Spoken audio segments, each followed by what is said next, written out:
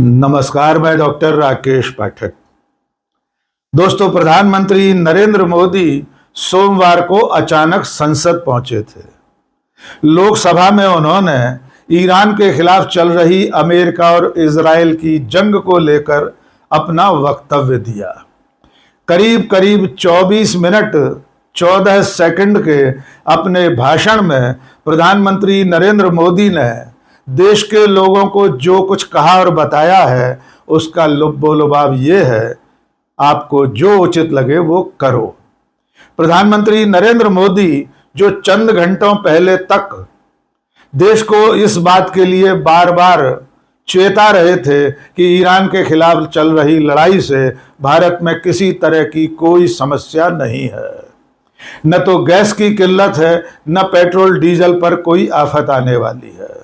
मोदी और उनकी पूरी सरकार पिछले 23-24 दिनों से, जब से ये लड़ाई शुरू हुई है, तब से एक ही राग अलाप रहे थे कि ईरान के खिलाफ चल रही लड़ाई से भारत पर कोई समस्या आने वाली नहीं है।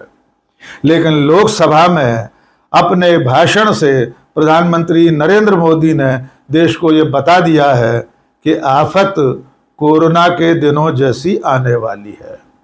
उन्होंने कहा है कि जैसे देश ने एकजुटता के साथ कोरोना का मुकाबला किया था, वैसे ही ईरान के संकट में भी देश उसका मुकाबला कर लेगा।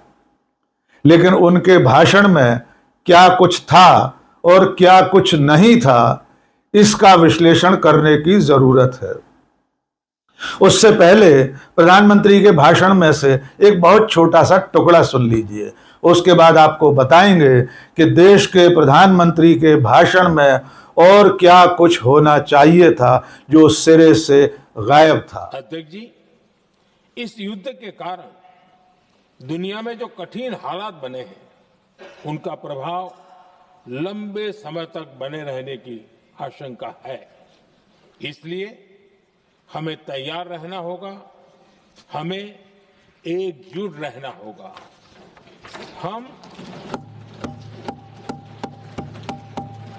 हम कोरोना के समय भी एकजुटता से ऐसी चुनौतियों का सामना कर चुके हैं। अब हमें फिर से उसी तरह तैयार रहने की आवश्यकता है।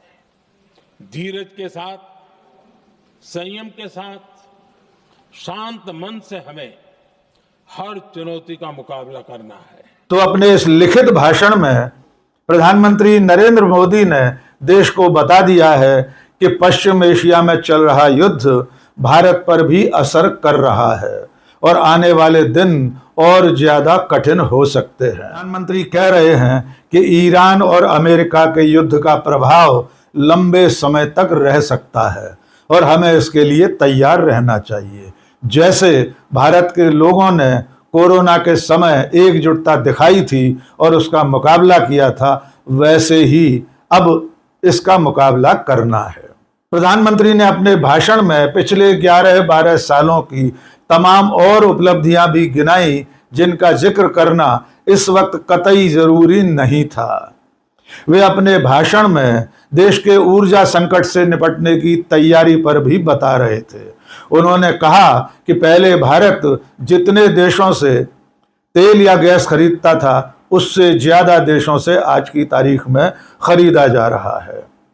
आइए प्रधानमंत्री के इस भाषण की, इस संबोधन की थोड़ी सी पड़ताल कर लेते हैं। आपको बताते हैं कि देश के प्रधानमंत्री के भाषण में कम से कम इतने गंभीर संकट के मौके पर और कौन कौन सी बातें होना चाहिए थी जो नहीं थी।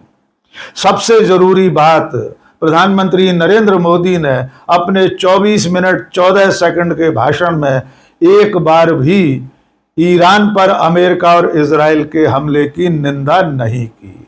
नंबर 2, उन्होंने अपने भाषण में ईरान के सुप्रीम लीडर अली खमेनेई की हत्या पर भी शोक नहीं जताया।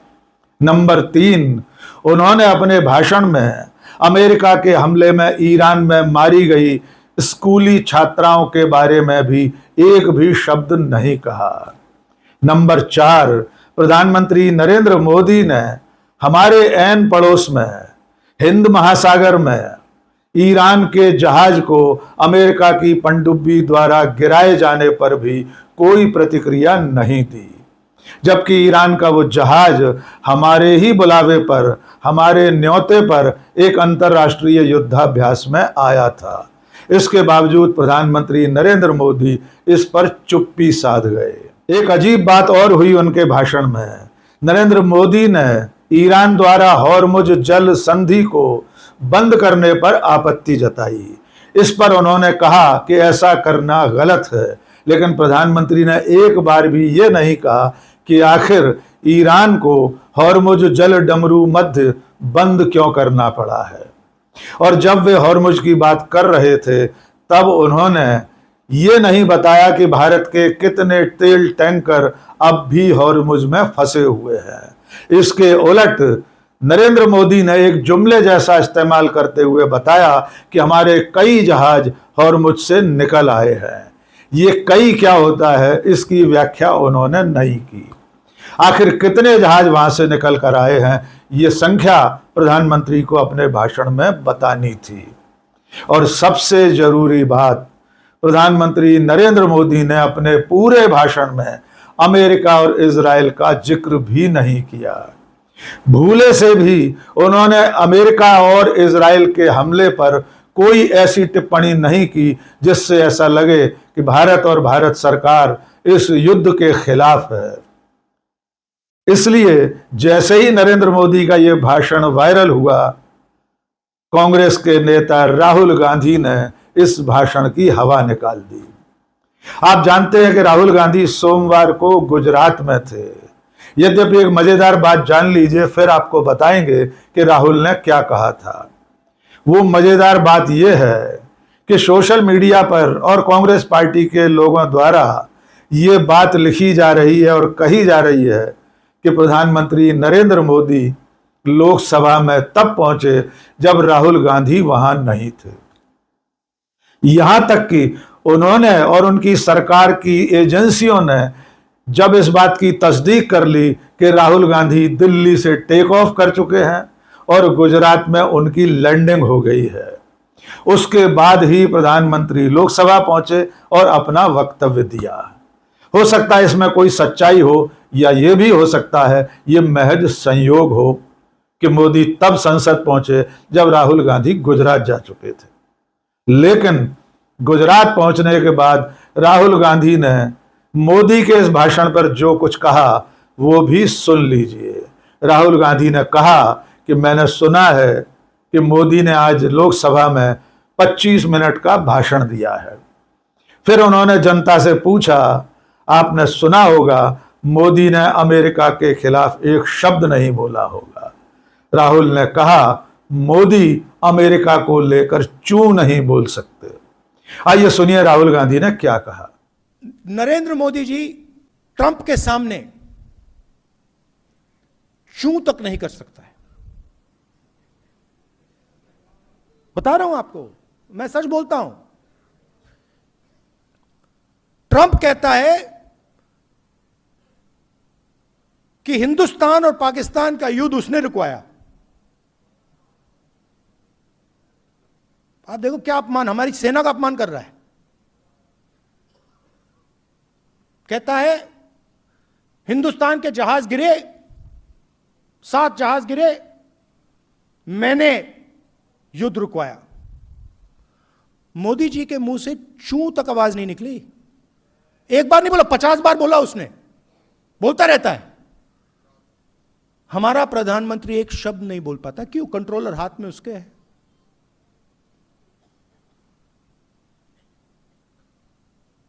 और अंत में जब मोदी जी का कंट्रोल उधर है तो सबसे ज्यादा चोट आपको लगती है, क्योंकि आपका प्रधानमंत्री आपके लिए काम ही नहीं कर रहा है, आपकी रक्षा ही नहीं कर सकता।